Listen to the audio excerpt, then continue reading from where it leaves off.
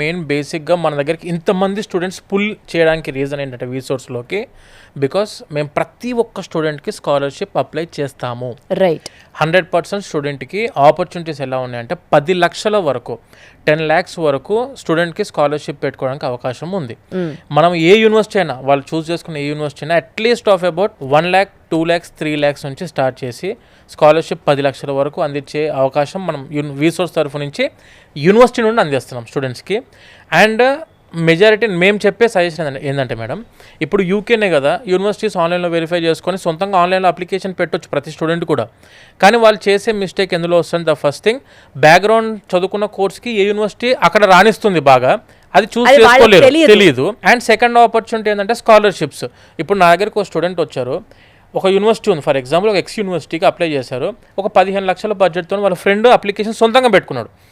అదే వాళ్ళ ఫ్రెండ్ ఇంకొక స్టూడెంట్, అతను తెలిసిన స్టూడెంట్ మన దగ్గరకు వచ్చారు వీసోర్స్కి, 12 లక్షలు కంప్లీట్ చేసాం. అదే university, same fees, same course, same session.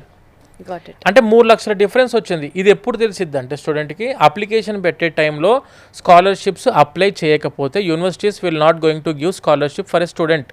Application పెట్టిన రోజే మనం స్కాలర్షిప్కి అప్లై చేయాలి. ఇది ఒక సజెషన్ మేము ఇచ్చేది.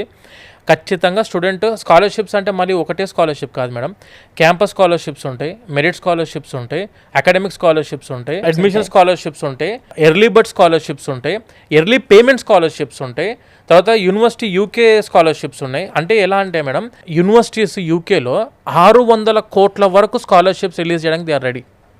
600 crores ఫర్ అన్ ఇంటర్నేషనల్ స్టూడెంట్స్కి స్కాలర్షిప్స్ ఇవ్వడానికి యూకే రెడీగా ఉంది. అంటే యూకే చదువు మీద ఎంత ఫోకస్ చేస్తుందో మనం అర్థం చేసుకోవచ్చు మేడం. ఇప్పుడు ఒరిజినల్గా మాట్లాడితే ఉన్న టాప్ యూనివర్సిటీస్ ప్రపంచంలో ఉన్నాయని మెజారిటీ యూకేలోనే ఉన్నాయి.